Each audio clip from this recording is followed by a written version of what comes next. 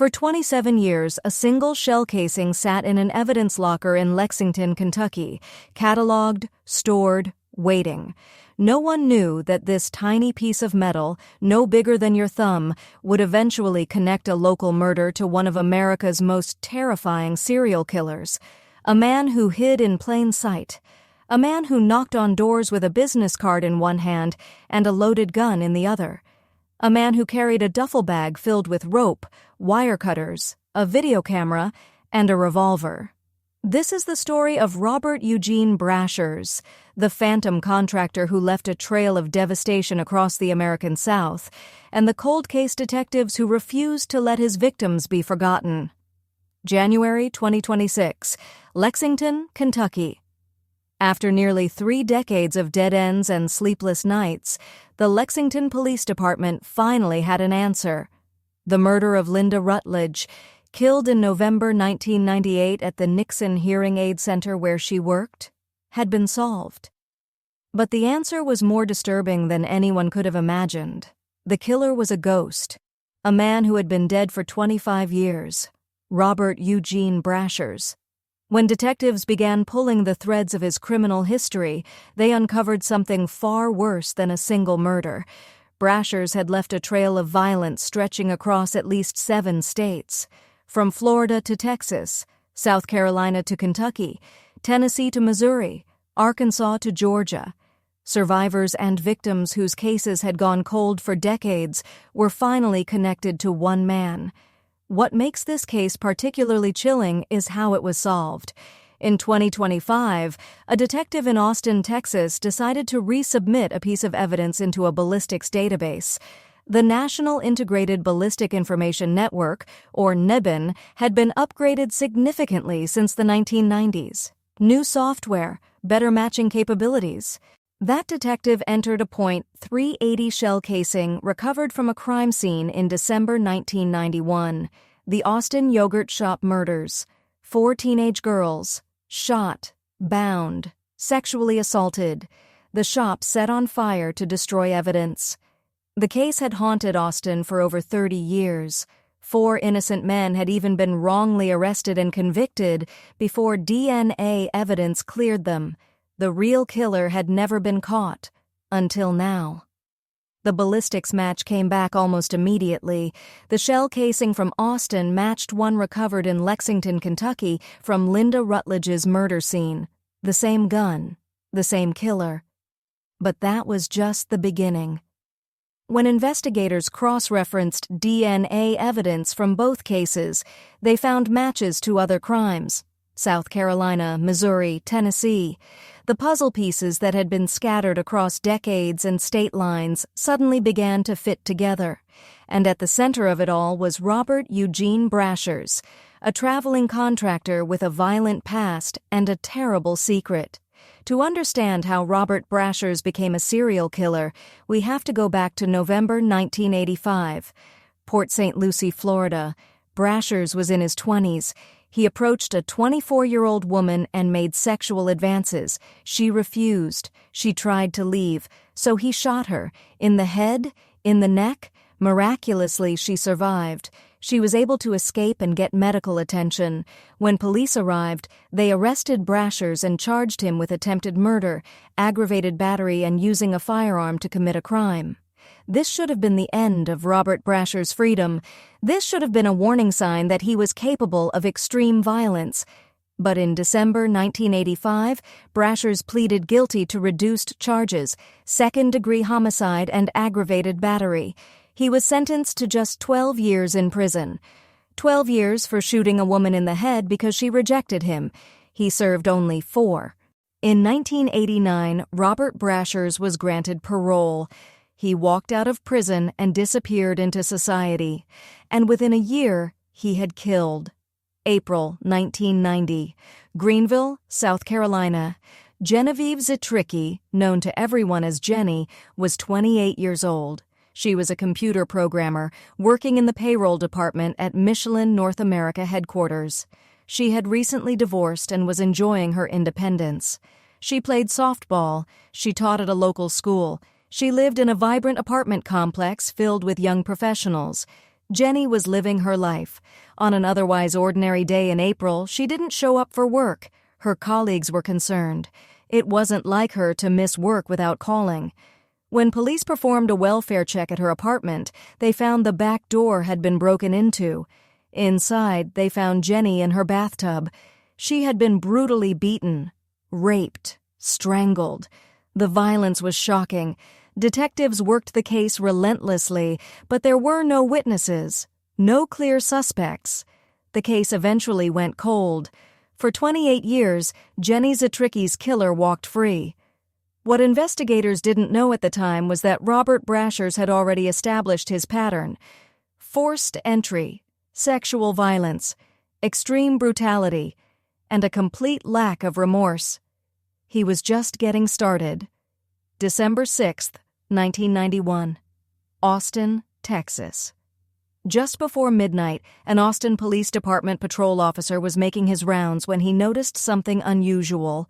Flames were coming from a local business, and "I can't believe it's yogurt shop." The officer called it in. Fire trucks arrived. Firefighters fought the blaze and eventually got it under control. But when they entered the building, they discovered a scene of unimaginable horror. 4 girls were dead. Jennifer Harbison, 17 years old. Her sister, Sarah Harbison, 15. Eliza Thomas, 17, and Amy Ayers, just 13. All 4 had been shot, bound, gagged. Their bodies were found nude. 3 of the 4 had been sexually assaulted. The entire shop had been set on fire in an apparent attempt to destroy evidence. Jennifer and Eliza were employees at the yogurt shop. Sarah and Amy had been there to keep them company while they closed up for the evening. The Austin Yogurt Shop murders became one of the most infamous unsolved cases in Texas history. The fire had destroyed critical evidence. There were thousands of tips, dozens of false confessions, but no real leads. In 1999, 4 suspects were arrested and charged with capital murder. 2 men were even convicted. But DNA evidence eventually cleared all of them. They were innocent. The real killer remained a mystery for over 30 years. What investigators didn't know was that less than 48 hours after murdering those 4 girls, Robert Brashers was stopped at a Border Patrol checkpoint between El Paso, Texas, and Las Cruces, New Mexico. He was driving a stolen car from Georgia. In his possession was a .380 caliber pistol, the same gun he would use to commit suicide 8 years later. The same gun that left shell casings at multiple crime scenes across the country. But in 1991, there was no reason to connect him to the yogurt shop murders. He was processed for the stolen vehicle and released. And he kept killing. 1992, Cobb County, Georgia. Brashers was arrested again, this time for driving a stolen vehicle and possessing a stolen firearm. Police also found a police scanner, burglary tools, and a fake Tennessee driver's license in his possession. He was sentenced to 5 years in prison. 5 years. By this point, Robert Brashers had attempted murder, committed murder, and been caught twice with stolen vehicles and weapons. He had served a total of 9 years in prison for crimes that should have kept him locked away for life. And yet, he kept getting out. 1997. Memphis, Tennessee. Brashers knocked on the door of a family home. When someone answered, he pulled out a revolver and forced his way inside. He tied up 4 people at gunpoint. Then he raped a 14-year-old girl. The family was traumatized. The young victim endured an unthinkable violation. A sexual assault kit was collected, but like so many rape kits across America, it sat in a backlog for years, untested, forgotten. The case went cold. March 28, 1998, Portageville, Missouri. The bodies of Sherry Scherer, 38 years old, and her daughter Megan, just 12, were discovered in their rural home. Both had been murdered. Megan had been sexually assaulted. Just 2 hours later, 2 hours, Brashers attempted to break into another home, this time in Dyersburg, Tennessee. He drove up in a van, stopped, asked for directions. then tried to force his way into the home of a 25-year-old woman and her children. She fought back. Brashers pulled out a handgun and fired. The bullet struck her in the arm, but she managed to retreat into her home and lock the door. She survived. She was also able to provide a description of her attacker and help create a composite sketch. When ballistics testing was conducted on the bullet recovered from the Tennessee shooting, investigators made a stunning discovery. It matched the gun used to kill Sherry and Megan Scherer in Missouri just hours earlier. The same gun. The same man. But they still didn't know his name. Robert Brashers had the perfect cover. He owned a construction company. He traveled constantly throughout the southern United States for work. To the people who met him, he seemed like any other contractor. Friendly, professional, handing out business cards. But investigators now believe he wasn't just working. He was hunting. 1998. Paragould, Arkansas. A young woman had just purchased her first home after graduating from college. She was excited. Her parents were helping her renovate the property before she moved in. One day, while shopping at a local hardware store, a man approached her. He introduced himself as a contractor. He handed her his business card. His name was Robert Brashers. She hired him to do some work on her home. Looking back, she remembers something that made her uneasy. Brashers carried a video camera with him. When she asked about it, he explained that he sometimes filmed his work to show potential future clients. It seemed reasonable at the time, but there was something about him that didn't sit right. Easter Sunday morning, 1998. The woman was asleep in her new home when her cat began acting strangely. Down the street, her neighbor's dog started barking frantically. The neighbors looked out their window and saw someone trying to break into her window. It was Robert Brashers. The neighbors called the police immediately. Officers arrived and found Brashers at her door. They arrested him on the spot. When police searched his van, they found it parked in the alley behind her house. He had cut her phone lines. He was waiting for her to fall asleep. Inside his duffel bag, they found rope, a video camera, wire cutters, and a loaded revolver. The evidence was overwhelming. Brashers was clearly planning something horrific. The prosecutor, Curtis Hitt, later said, "There was a revolver that was loaded. It was all too apparent that he was up to very sinister business." Brashers was arrested and charged. His previous attempted murder conviction from Florida in the 1980s was brought up in court. And yet the judge set his bond at just $5,000. $5,000. Brashers posted bond. He was released, and he vanished. In November 1998, he failed to appear for his court date in Arkansas. A warrant was issued for his arrest, but by then, he was long gone. 7 months had passed since his arrest in Paragould. 7 months during which Robert Brashers was on the run, traveling through the South, and in November 1998, he surfaced 450 miles away, in Lexington, Kentucky. Linda Rutledge was 43 years old. She worked at the Nixon Hearing Aid Center on Malibu Drive. On what should have been an ordinary day at work, Robert Brashers walked through the door. What happened next was horrific. Linda was shot multiple times in the head. She was sexually assaulted, and the building was set on fire. When the Lexington Fire Department arrived, they found heavy smoke pouring from the building. Once the fire was extinguished, they made the grueling discovery. Linda's body was found in the back hallway of the Hearing Aid Center. For 27 years, her murder remained unsolved. Linda Rutledge was the last person Robert Brashers is confirmed to have killed. January 1999, Kennett, Missouri. 2 months after Linda Rutledge's murder, Brashers' wife made a long-distance phone call to a Super 8 motel in Kennett, Missouri. Police traced the call. They found Brashers holed up in a motel room. What followed was a 4-hour standoff. Brashers was armed with a semi-automatic pistol. Police tried to negotiate. They tried to get him to surrender peacefully. But Robert Brashers had no intention of facing justice. He turned the gun on himself. Brashers was rushed to the hospital with a gunshot wound to the head. He lingered for 6 days before succumbing to his injuries.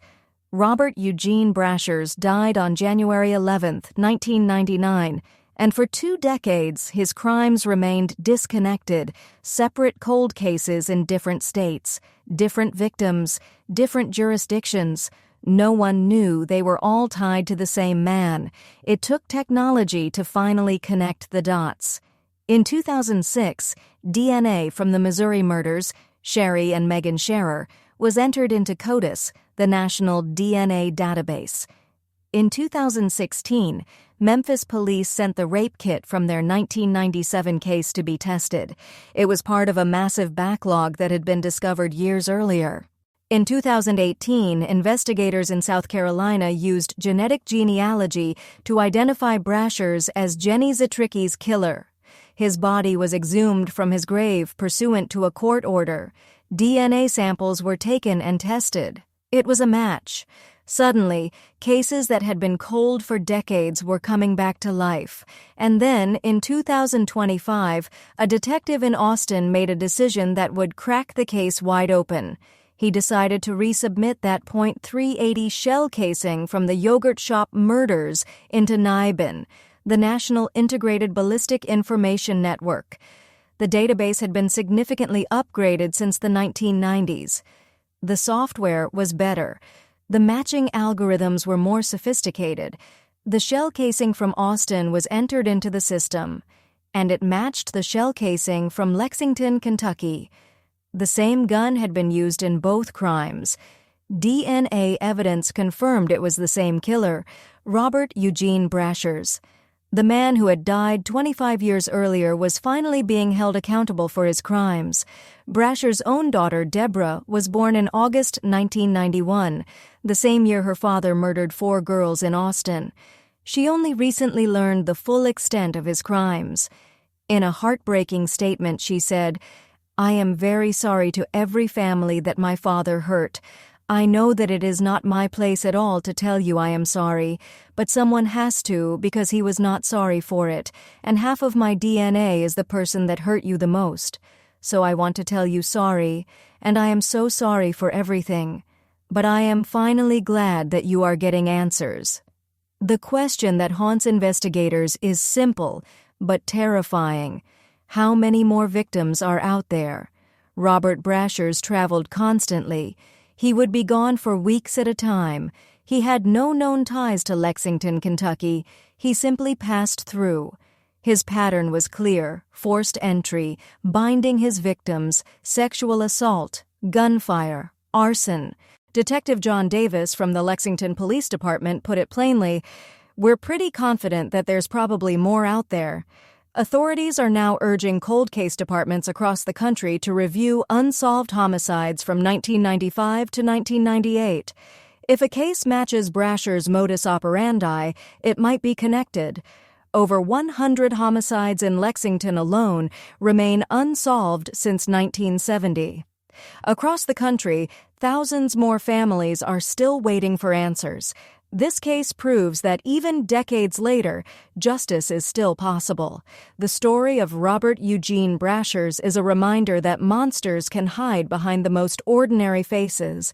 A contractor with a business card, a neighbor asking for directions, a friendly stranger at a hardware store, but it's also a testament to the detectives who never gave up, the technology that finally caught up to the crimes, and the families who waited decades for answers. If you have information about any unsolved case, no matter how old, no matter how cold, don't hesitate to reach out to your local police department. Your tip could be the missing piece that brings closure to another family still waiting. For Linda Rutledge, for Jenny Zetricky, for Jennifer, Sarah, Eliza, and Amy, for Sherry and Megan Scherer, for the 14-year-old girl in Memphis, and for every other victim whose name we may never know. Justice delayed is not justice denied. Thank you for listening. If you found this case as compelling as we did, please subscribe to The Dark File for more deep dives into solved and unsolved mysteries. Hit that notification bell so you never miss an investigation, and let us know in the comments, what case should we cover next? Until next time, stay safe out there.